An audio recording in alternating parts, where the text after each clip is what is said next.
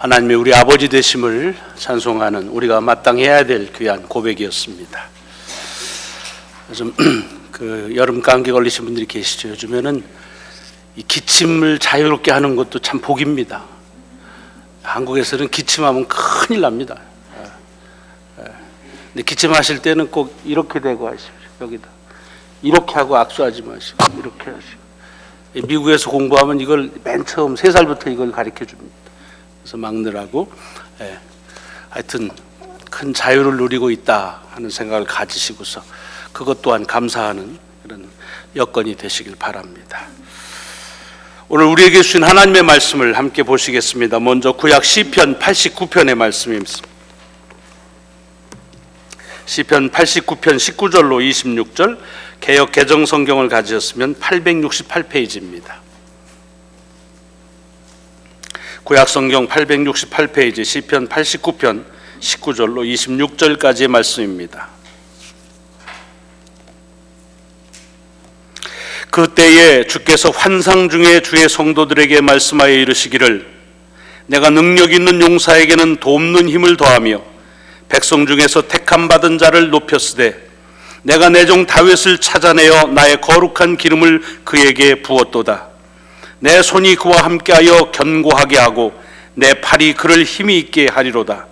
원수가 그에게서 강탈하지 못하며 악한 자가 그를 견고하게 못하리로다. 내가 그의 앞에서 그 대적들을 박멸하며 그를 미워하는 자들을 치려니와 나의 성실함과 인자함이 그와 함께하리니 내 이름으로 말미암아 그의 뿔이 높아지리로다. 내가 또 그의 손을 바다 위에 놓으며 오른손을 강들 위에 놓으리니 그가 내게 부르기를 주는 나의 아버지시요 나의 하나님이시요 나의 구원의 바위시라 하리로다. 아멘. 아멘. 신약의 말씀은 갈라디아서 4장 1절로 7절의 말씀, 신약성경 306페이지입니다.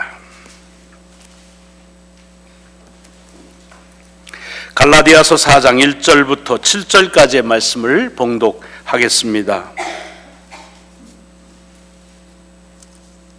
내가 또 말하노니 유업을 이을 자가 모든 것의 주인이나 어렸을 동안에는 종과 다름이 없어서 그 아버지가 정한 때까지 후견인과 청지기 아래에 있나니, 이와 같이 우리도 어렸을 때에 이 세상의 초등학문 아래에 있어서 종 노릇하였더니 때가 참에 하나님이 그 아들을 보내사 여자에게서 나게 하시고 율법 아래에 나게 하신 것은 율법 아래에 있는 자들을 속량하시고 우리로 아들의 명분을 얻게 하려 하심이라.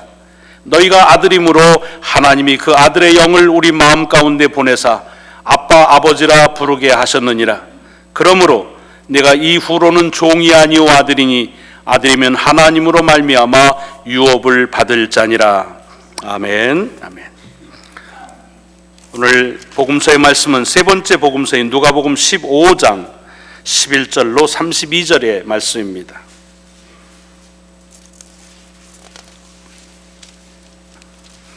누가복음 15장 11절부터 32절까지의 말씀을 봉독하겠습니다.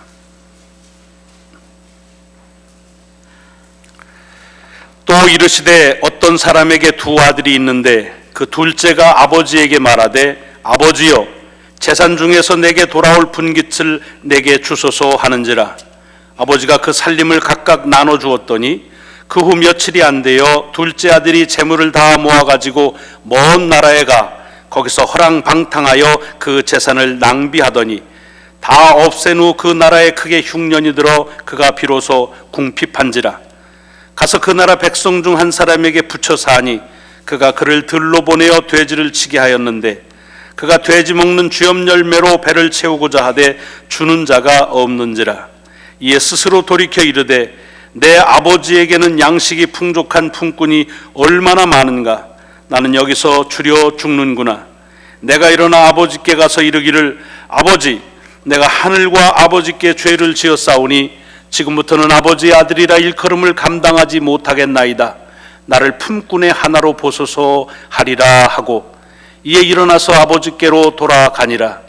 아직도 거리가 먼데 아버지가 그를 보고 측은히 여겨 달려가 목을 안고 입을 맞추니 아들이 이르되 아버지 내가 하늘과 아버지께 죄를 지었사오니 지금부터는 아버지의 아들이라 일컬음을 감당하지 못하겠나이다 하나 아버지는 종들에게 이르되 제일 좋은 옷을 내어다가 입히고 손에 가락지를 끼우고 발에 신을 신기라.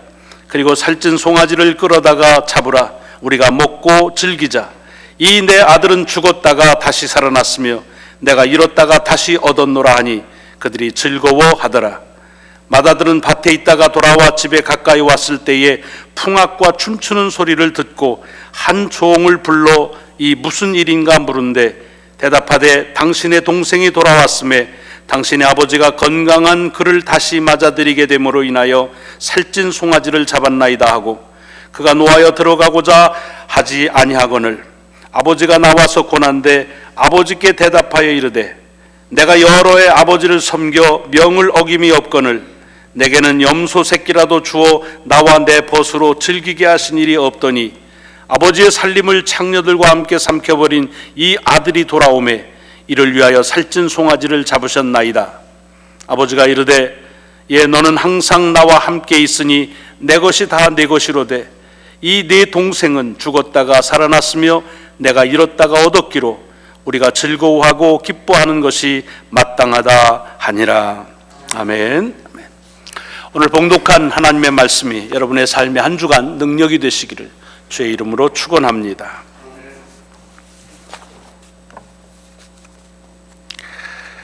오늘은 아버지의 날, Father's Day입니다. 아버지의 날은 사실은 어머니 날 때문에 시작이 됐습니다. 그리고 이 두 날은 다 우리 감리교회에서 처음 시작을 했습니다. 우리 감리교회의 신앙생활하는 것은 저는 교파주의는 아닙니다. 다른 교단도 충분히 존중하고 그리고 존경하는데 제가 감리교회에서 태어나고 자라나고 목사가 되고 평생 감리교 목사로 지낸다는 일은 제게 있어서 큰 축복이요 그것은 큰 자랑이라고 말씀을 여러 가운데서 드릴 수가 있습니다. 우리의 신앙의 전통이 그렇습니다. 여러분 미국의 한인교회가 수천 개가 이르지만 이민 초기에 벌써 100년여 전에 미국의 9대 도시에 맨 처음 한인교회가 설립된 게 다 감리교회입니다. 하와이에서부터 LA, 샌프란시스코, 오클랜드, 시카고, 뉴욕, 보스턴, 아틀란타, 워싱턴에 이르기까지 모두가 다 감리교회에서 이민자를 위한 사역을 시작을 했습니다. 찬송가를 보셔도 감리교 작사 작곡자가 찬송한 것이 전에는 반 이상이 넘었습니다. 그렇게 많은 신앙의 유산들을 저희들이 가지고 있습니다. 대단히 자랑스러워할 일이면서 나는 지금 뭘 하고 있나, 우리는 무엇을 그 유산에 그 전통에 이어가는지를 다시 경각해야 될 일이라고 생각합니다. 이 아버지 날이 어머니 날과 연관이 있다는 말은 맨 처음에 드린 게 다 웨스트버지니아 주에서 시작을 했습니다. 웨스트버지니아에서 맨 처음 어머니 날이 1908년도부터 시작이 되는데 지금도 그 그래프튼 웨스트버지니아에 가면 인터내셔널 마더스 데이 슈라인이라는, 옛날에는 그것이 샌 앤드류 메소디스트 처치라고 되어 있습니다. 지금도 샌 앤드류인데 그 교회에서부터 어머니 날이 시작이 됐습니다. 거기에 다니는 앤나 에비스라고 하는 이가 한 2년 전에 자기 어머님이 돌아가셨는데 미국 독립전쟁 때, 남북전쟁 때 평화주의자이기 때문에 전쟁을 반대하면서도 그 전쟁에 희생당한 사람들을 위해서 많이 애를 썼습니다. 어머니가. 그러다가 이제 돌아가셔서, 그래서 그 어머니를 어떻게 하면 그 추모할 수 있을까 하는 것으로 제가 다니는 교회에 담임 목사와 의논을 하고 그 교회에서부터 한 교회의 그런 행사로 시작을 했습니다. 맨 처음에 세인 앤드류 감리교회에서 이렇게 시작이 돼서, 그래서 급기야는 전국적으로, 그래서 이제는 아예 국가 공휴일로 이렇게 정해져 내려오지요. 이 Father's Day는 어머니 날이 시작했던 그 그래프턴이라는 타운에서 한 15마일 정도 떨어져 있는 페어먼트라고 하는 그 웨스트버지니아의 또 작은 마을이 있는데 거기에 살던 그레이스 클레이튼이라고 하는 여성이 있습니다. 그분이 이 어머니 날 행사하는 것을 참 보고서, 그게 5월 달인데 굉장히 감동을 받았습니다. 그러는데 이 이 그레이스가 살던 타운에는 어떤 일이 그 전에 12월에 있었냐 하면 거기에 그 탄광이 붕괴되는 바람에 351명의 광부들이 몰사합니다. 근데 그 351명 가운데 250명이 아버지들이었습니다. 그리고 그 250명 중에 자기 아버지도 그 속에서 희생을 당했습니다. 이런 걸 생각하니까 자기 아버지와 또 많은 아버지들을 좀 추모하고 싶은 그런 생각이 어머니 주의를 하는 것을 보고서, 그리고서 이제 자기가 다니고 있는 윌리엄스 메모리얼 감리교회의 목사님에게 얘기를 했습니다. 그래가지고서 이제 그러면 같이 하자 해가지고서 개책교회 행사로 해가지고 아버지의 생일인 7월 5일에 처음에는 시작을 했습니다. 별로 그렇게 많은 사람에게 시선을 집중 못했습니다. 7월 5일이니까 그 전날이 7월 4일이죠. 미국 독립 인디펜던스 데이니까 그 퍼레이드 뭐 이런 것 때문에 사실상 한 개책교회에서 처음 일어난 아버지 날입니다. 요즘도 아버지 날이 좀 어머니 날에 비해 시시하지만 처음 시작부터가 그랬습니다. 별로 그렇게 시선을 못 끌었습니다. 근데 이것이 이 내셔널와이드로 시작된 건 사실은 웨스트버지니아가 아니라 워싱턴 스테이트에서 스포이겐이라고 하는 곳에 있는 거기서부터 다 시작이 됐습니다. 그때는 이제 목사님들의 설교들을 교단이 같이 공유하니까 한 2년 후에 그 일이 있은 다음에 2년 후에 1910년도에 거기에 살고 있던 소노라 도드라고 하는 사람인데, 이분이 주일날 5월에 어머니 주일이 지나고 그 다음에 다시 7월쯤 됐는데 자기 목사님이 이런 얘기를 하는 겁니다.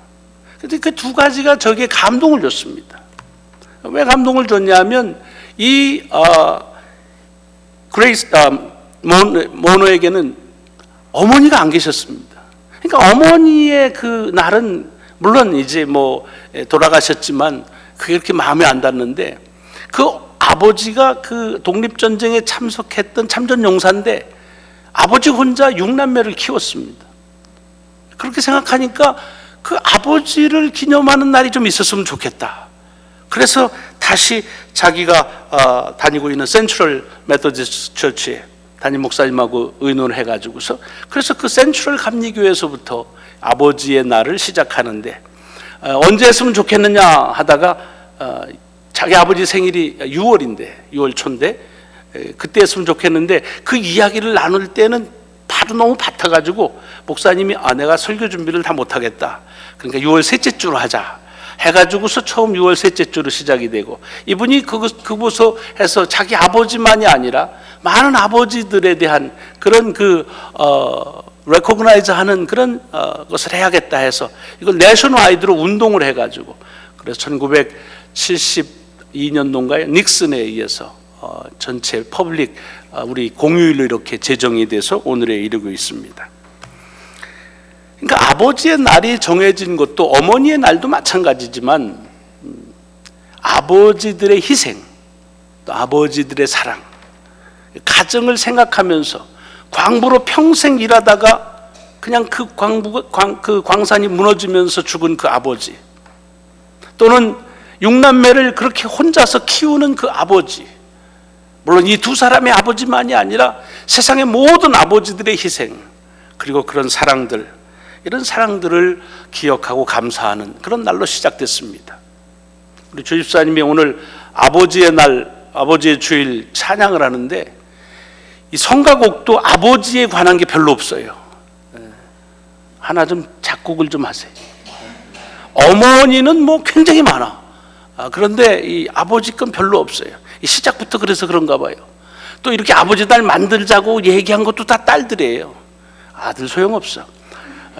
하여튼 그래서 우리가 여자들 덕분에 이렇게 아버지의 날로 오늘 지내고 있습니다만은 사실은 견주어서 무엇이 무엇보다 더 크냐 말할 수 없습니다.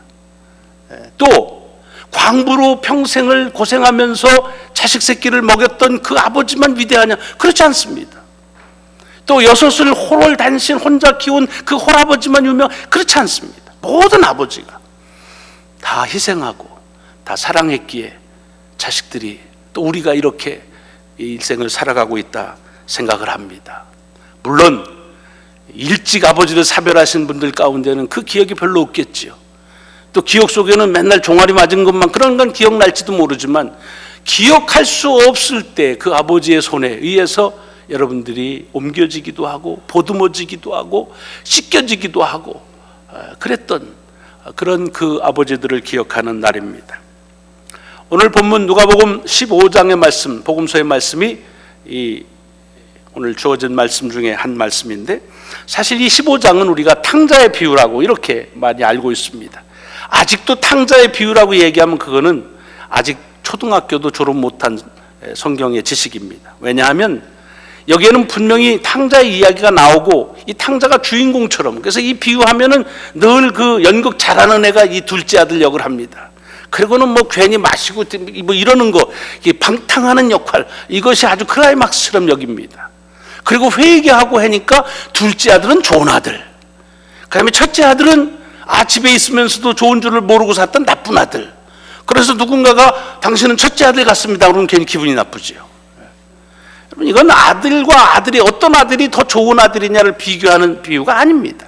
이 비유의 시작이 11절에 이렇게 됩니다. 또 이르시되 어떤 사람에게 두 아들이 있는데, 그러니까 이 비유는 두 아들을 가진 아버지의 이야기입니다. 두 아들을 가진 아버지의 이야기예요. 근데 그 두 아들이 어떤 아들입니까? 첫째는 아버지가 돌아가시기도 전에 지 유산 달라는 거예요.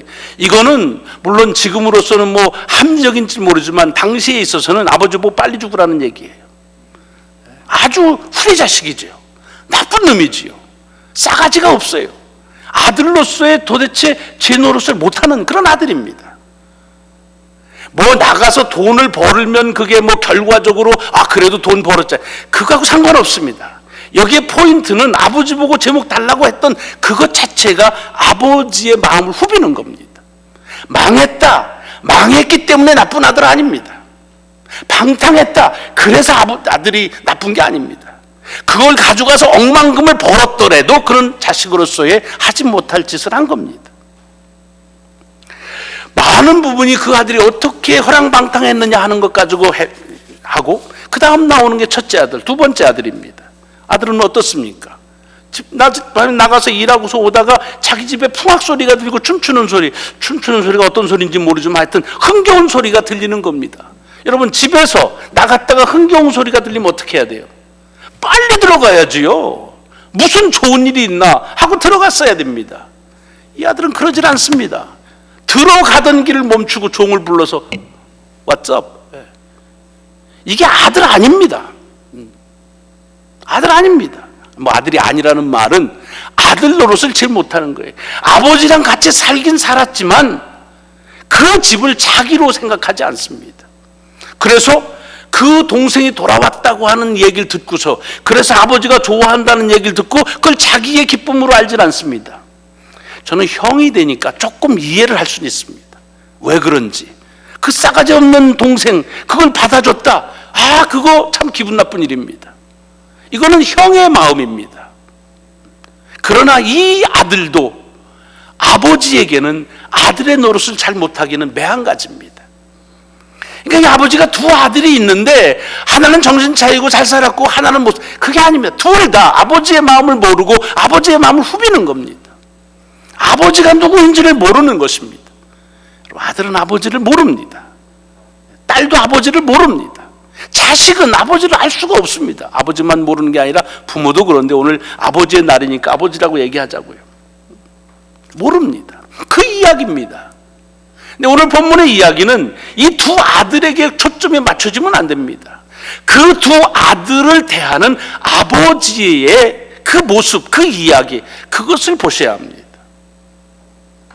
이 두 아들에 대해서 아버지는 어떻게 대합니까? 둘째 아들에겐 살갑게 대하고 첫째 아들에겐 무뚝뚝하게 대합니까? 아닙니다. 똑같이 대합니다. 똑같이 대하고 있습니다. 아버지의 마음은 같습니다.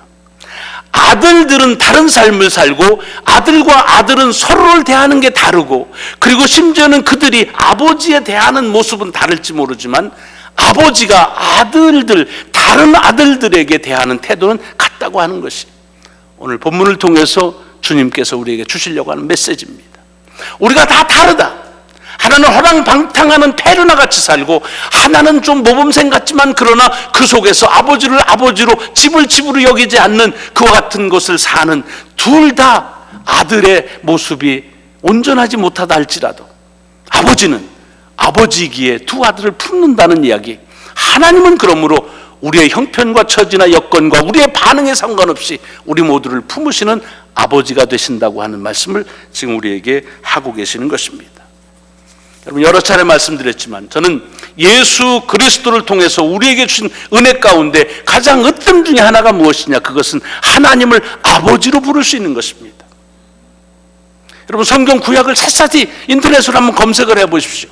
하나님을 아버지라고 하는 게 얼마나 나오는지. 대개 아버지의 하나님으로 됩니다.